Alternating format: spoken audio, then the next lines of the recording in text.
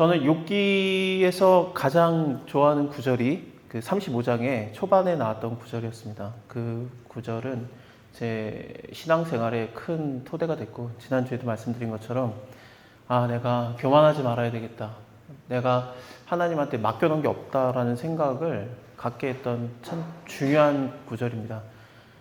너가 해봤자 하늘에 닿을 수도 없고, 네가 죄를 져봤자 하나님께 피해가 안 간다. 그러니까 너가 죄를 진들 하나님한테 아무런 영향도 없으니까, 너가 또 잘해봤자 하나님한테 아무런 이득이 안 되니까, 내가 이래서 하나님한테 혼났네, 내가 저래서 하나님한테 상을 받아야 되네 라는 생각을 하지 말아라 라는 것이 엘리후의 말이었습니다. 저는 이게 맞다고 생각해요. 이게 진짜 우리의 신앙생활에 참 도움이 되지 않을까 싶어요. 물론 그러면 우리가 아무것도 안 해도 되는가, 그럼 죄 져도 되는가, 그런 얘기는 아니에요. 내 삶에 하나님께서는 우리에게 상을 주시려고 어떤 순종할 만한 요소들을 숨겨 놓으십니다. 그래서 나는 그게 뭔지도 모르고 했는데 그것이 어마어마하게 영향력이 일어나서 하나님 나라에 어떤 영광이 되게 되는 것을 하나님이 숨겨 놓으시고 하게 하십니다. 우리는 그게 뭔지 몰라요. 예를 들면은 여기 밥을 매일같이 떠서 준다, 그 봉사를 한다, 매일같이 하는 거니까 기억도 안 나요. 근데 하나님께서 너가 나에게 먹을 걸 줬느니라 그러면은 그 봉사 활동했던 거 그거 말하시는군요. 근데 그렇게 말하면 우리가 알아듣죠. 근데 예수님께서 말하셨던 게 뭡니까? 네가 나에게 먹을 걸 줬고, 네가 나에게 마실 걸 줬고, 입을 걸 줬느니라 그랬을 때 그 믿음의 사람들이 내가 언제요? 그랬거든요. 다 자기가 뭘 했는지 몰라요. 그러니까 예를 들면 맨날 같이 밥 떠주는 봉사를 했는데, 하나님께서, 내가 하나님 앞에 섰을 때 하나님께서 이러시는 거죠. 네가 캄보디아에 교회를 10개를 세웠느니라. 캄보디아요? 내가 언제요? 그게 되는 거예요. 나는 캄보디아 어딘지도 모르는데 나라예요? 내가 언제, 내가 교회를 10개를 세워요? 내가 한 거라고는 그 밥 떠주는 거 말고는 없었는데. 그래서 하나님이 매일같이 똑같이 봉사하는 그 나의 삶에서 어느 날 하루를 상 주시는 날로 숨겨놓은 거예요. 한 청년이 와서, 그가 노숙자일 수도 있고 아니면은 뭐 다른 사람일 수도 있겠죠. 와가지고 그날 밥을 먹었던 거예요. 그날 밥을 먹고 하나님 숨겨놓은 거예요. 그 사람이 밥을 먹고 뭐 예를 들면 자살을 하려고 했던 사람이거나 아니면 뭐 별 사람이 아닐 수도 있어요. 근데 그 사람이 밥을 먹고 나서 이제 그날을 살았고, 그 사람이 또 만난 사람이 어떤 영향을 줬고, 그 영향을 받은 사람이 캄보디아에 가는 사람이었고, 캄보디아에 갔던 그 사람이 선교사님을 알았고, 선교사님이 교회를 10개 세웠다. 그럼 하나님께서 네가 교회를 10개 세웠느니라 쳐주는 겁니다. 내가 한 일이 숨겨져 있어요. 그래서 몰라요, 우리는. 내가 언제요? 그게 되는 겁니다. 그래서 하나님 우리에게 상 주시는 것을 기뻐하시기 때문에 보물찾기처럼 주셔요. 하지만 하나님 내가 이만큼 봉사를 했습니다, 그러면 나한테 좀 주셔야죠. 그러면은 사실은 내가 하나님한테 아무런 유익이 안 됩니다. 내가 하나님을 위해서 10년을 봉사했습니다, 20년을 봉사했습니다, 제가 주를 위해서 평생 80년을 봉사했나이다, 주여 저를 모르십니까? 그러시면은 창세기 3장 4장만 보도 우리가 소용없다는 거 알죠? 한 1000년은 살아야 그래 네가 에녹이 비웃어요. 하나님 내가 40년을 주를 위해서 하루도 쉬지 않고 주를 위해서 살았나이다. 에녹이 들으면은 야, 한 300년은 해야 하나님이 들어주더라. 그런단 말이죠. 아무런 소용없어요, 우리가 하는 것들이.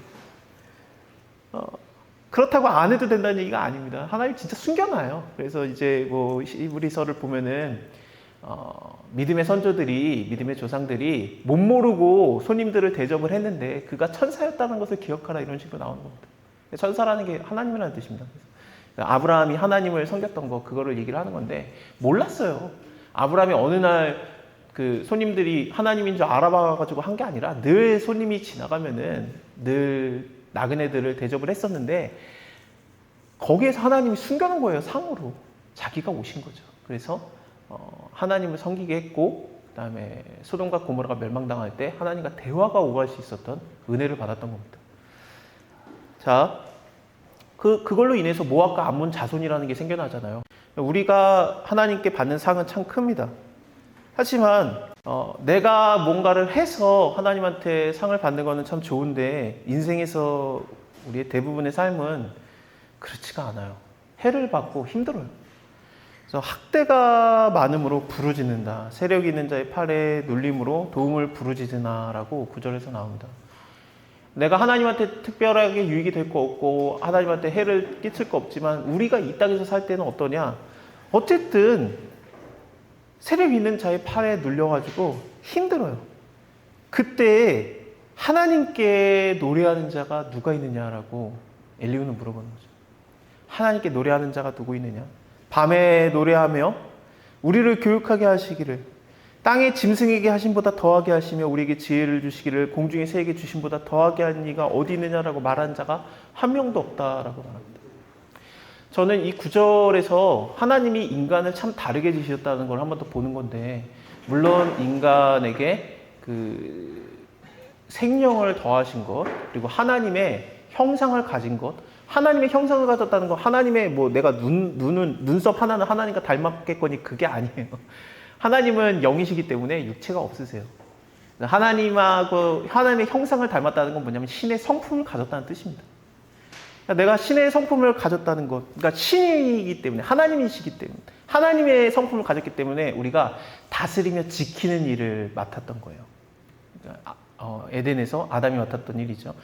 우리가 신의 성품이 있기 때문에 신이라고 말하는 것이 좀 듣기 거북하십니까? 예수님께서 말씀하신 요한복음의 말씀을 보면은, 우리가 요한복음 저번에 다 봤죠. 너희가 내가 하나님의 아들이라고 하는 거로 마음에 좀 껄끄럽냐? 그러면 너네가 그렇게 좋아하는 성경 시편에 말씀을 받은 자는, 하나님의 말씀을 받은 자는 신의 아들이며 신이라 하였거늘 그거는 어떻게 하겠느냐라고 말해요. 하나님의 말씀을 받은 자는 신이에요. 지존자의 아들이며 신이라고 나옵니다. 우리는 하나님의 형상을 가진 존재들이고 천사와 비교가 안 됩니다. 천사는 하나님의 다루시는 영이고 우리는 하나님의 자녀예요. 어찌 그 급이 같겠습니까? 우리가 더 높아요. 그렇습니다. 몰랐죠. 그러니까 회복의 날이 되면은 우리가 예수님이 신부인데 뭐 말할 게 있습니까? 우린 참 다르게 지어졌는데 그런 생명이 된 것뿐만 아니라 지혜도 남달라요. 동물을 보면은 참 지혜롭죠. 까마귀 같은 경우에는 퍼즐을 맞춥니다. 심지어 여러분들이 믿으실지 안 믿으실지 모르겠습니다만 영상을 켜드릴 수는 없으니까 겨울에 조그만 그 널판지 같은 거를 플라스틱 하나를 주워가지고 지붕에 올라가서 눈썰매를 타는 게 까마귀입니다.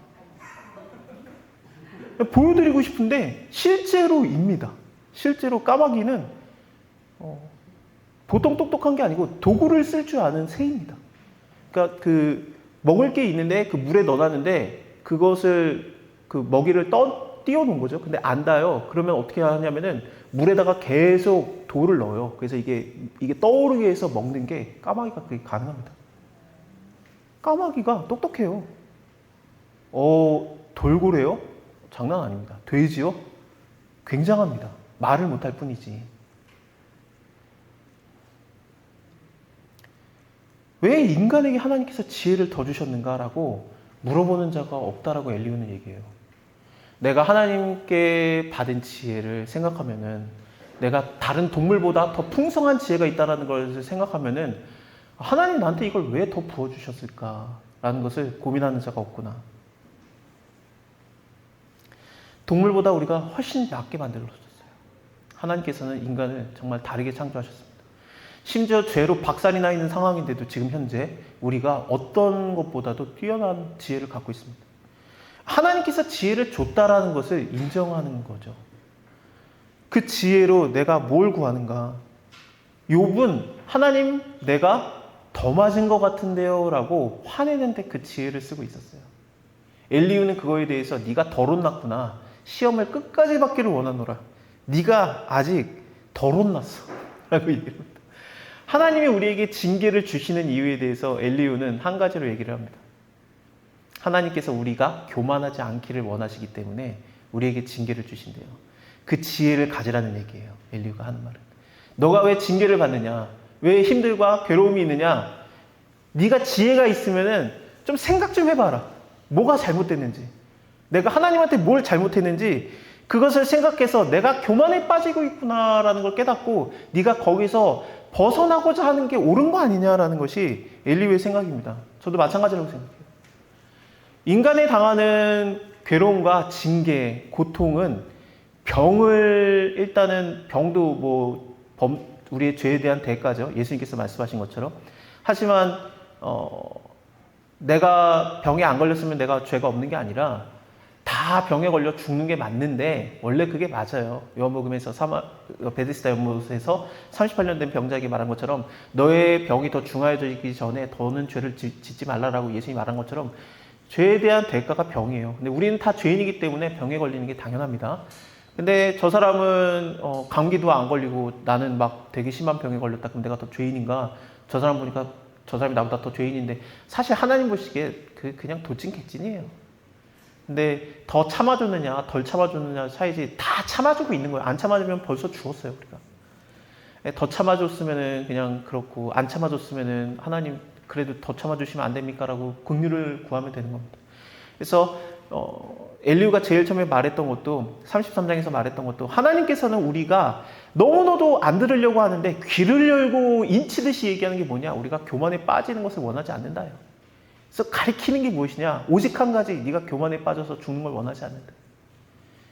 내가 내 범죄함으로 교만에 빠져서 죽어가고 있을 때 징계를 받을 때 그 징계가 어떤 것인지 모르겠습니다만 징계를 받을 때 하나님 저한테 너무 때리는 거 아니에요? 그러면은 엘리후가 말하는 것처럼 더 맞기를 원하노라입니다. 근데 그 순간에 하나님 내가 뭔가 잘못한 거죠? 제 생각에 요만큼 잘못한 것 같은데 이만큼 맞고 있는 것 같은데 하나님 그러신 분 아닌데 저한테 숨겨진 죄가 있는 거죠. 그거 찾아주세요. 제가 악을 행하기를 원하지 않습니다라는 기도를 하면은 그가 하나님이 찾으시는 의인에 가까워요. 일단 병은 제외하겠습니다. 우리가 당하는 징계, 우리가 생각하는 고난, 우리가 당하는 모든 힘든 것들 대부분 뭡니까? 뭐에서 기인합니까? 내가 왜 힘듭니까? 교만이에요. 내 교만이 나를 미친 듯이 힘들게 만들어요. 병은 내가 진짜 아프니까 하나님, 이게 돼요.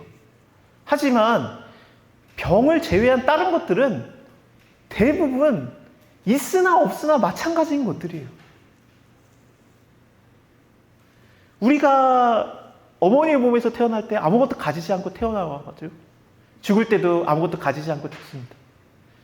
내가 갖고 있는 게 사실 아무것도 없는 건데 이 땅에 살면서 내가 하나님한테 시험을 받았어. 하나님한테 징계를 받았어. 잘 들어보면은 병이 아닌 거를 생각하고 들어보면요. 대부분이 뭐냐면은 내가 이만큼 교만해져야 되는데 그게 꺾였어 해서 약 올라 죽겠는 거예요. 내가 이만큼 내가 지위가 높았었는데 저놈의 자식이 나를 꺾어내려가지고 내가 이렇게 내려왔어. 좀 내려올 수도 있지. 그까지 명예 좀 내려가면은 예수님이 돌아가십니까?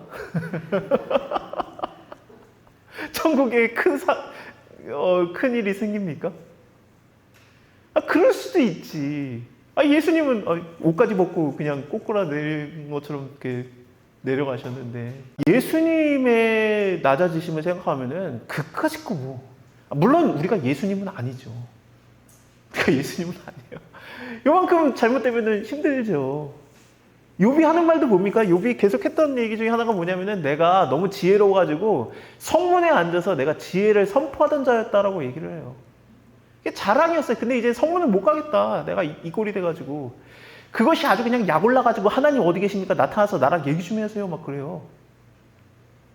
잘못 친 거 아니에요? 나 그만큼 잘못한 것 같지 않은데. 하나님 뭔가 실수하신 것 같은데 내가 의로운데 하나님이 나의 의를 없애신 거 아니에요? 그래서 나를 죄인으로 보시는 거 아닙니까? 뭔가 실수한 것 같아요. 차고 있으신 것 같은데 하면서 굉장히 화를 내요. 그까짓 거 성문에서 좀 얘기 안 하면 어때요?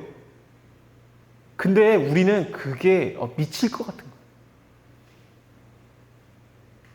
하나님께서 우리의 교만을 꺾으려고 가끔 뭘 가져갈 수도 있어요. 몸을 안 치면 진짜 감사한 겁니다. 크게 경제적인 거를 좀 가져가실 수도 있고, 아니면은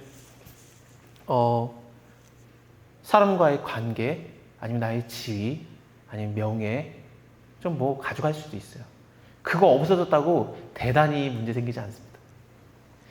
근데 그때, 그러니까 하나님께서 징계를 내렸을 때, 쉽게 말하면은 내가 생각할 때는 어마어마하게 중요한 건데 사실상 별것도 아닌 거 하나님이 조금 가져갔을 때, 그때 하나님이 살짝 친 거예요. 쉽게 말하면.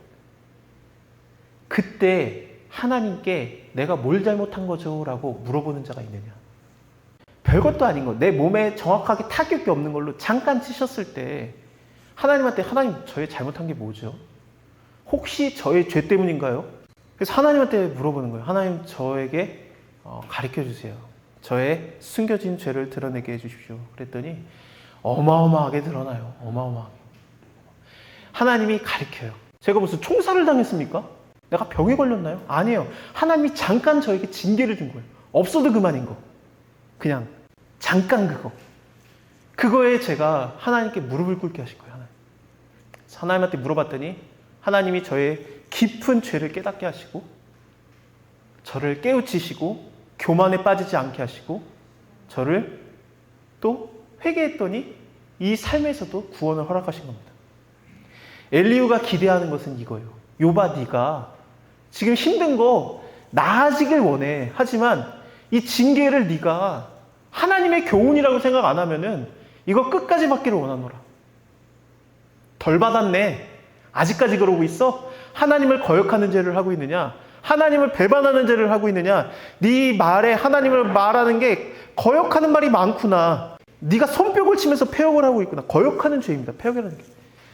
그 교만을 인해서 너는 더 혼나야 되겠다.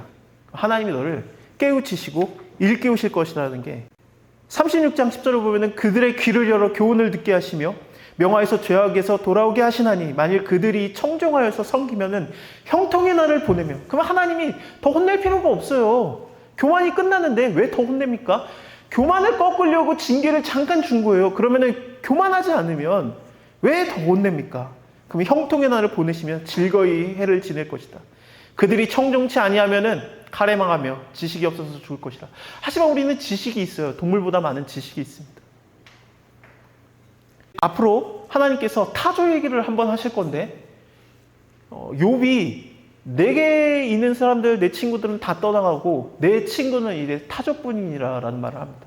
하나님이 네가 타조가 네 친구라고? 타조를 알아? 타조가 왜 이렇게 빠른지 알아? 타조가 말보다 빨라. 근데 왜 그가 지식이 없을까? 왜 지혜가 없을까? 왜 알을 낳고 그거를 흙 무더기에 그냥 두며 누가 밟든지 말든지 관심도 안 갖는 타조의 그 지혜를 네가 왜 그러는지 아느냐? 친구라며. 알겠다. 왜 그러느냐? 내가 걔한테 그 지식은 안 줬어. 그래서 그런 거야. 내가 너한테는 지식을 줬어. 근데 너는 왜 나 안 찾냐? 근데 그 타조를 하나님이 멍청하게 지식을 안 줘서 알이 깨지든지 말든지 상관 안 하는 그런 못된 부모처럼 하나님이 타조를 그렇게 하셨습니까? 그럼 그 새끼들은 어떻게 살아나요? 타조의 알이 안 깨져요. 하나님이 다 보호한 거예요. 동물에게 지식을 안 줘도 하나님의 보호는 있어요. 그래서 그 알이 도대체가 깨지지가 않는데 너무 커가지고 뱀이 한 번에 삼키지도 못하고. 아니 그러면 타조 새끼가 나와야 될 거 아니에요. 나오는 딱 그 시간만 말랑말랑해진대요. 그러면서 깨진대요. 하나님의 보호하심입니다. 하나님이 그 지혜 없는 것도 보호하는데 너한테 관심이 없을까 봐? 욥 네가 말하기를 하나님은 나한테 관심이 없고 하나님 나를 보지도 않는구나 하는구나. 웃기는 소리 하고 있네. 하나님 너한테 왜 관심이 없어? 하나님 너한테 지혜를 주고 하나님이 너를 얼마나 사랑하시고 너를 감찰하고 계시고 의인을 한 번도 눈을 띄신 적이 없느니라. 물론 의인이 하는 게 하나님한테 도움은 안 되지만 하나님은 의인을 사랑함과 자비함과 그 눈을 떼지 않음이 언제나이다. 하나님 우리한테 도움을 받지 않으세요. 하지만 하나님 우리에 대한 사랑을 끊으신 적은 없습니다. 하나님의 사랑을 안다면 징계를 달게 받아야 됩니다. 이 징계가 사실상 내가 열받았고 내가 섭섭해서 그렇지 실질적으로 보면은 별거 아니에요. 실질적으로 보면.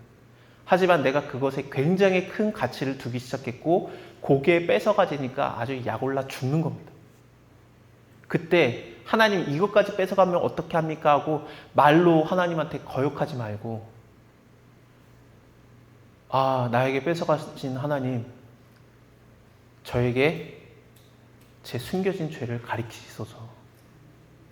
그리고 이 죄를 예수 그리스도의 피로 씻어주소서라고 예수님을 더욱 붙들면은 여러분의 아팠던 것이 나아지고 징계받은 것이 새살이 돌아나서 어린아이와 같아지고 그 처음과 같이 될 것이라는 가르침을 하나님의 말씀으로 우리도 받아들이는 주님의 성도 되기를 바랍니다.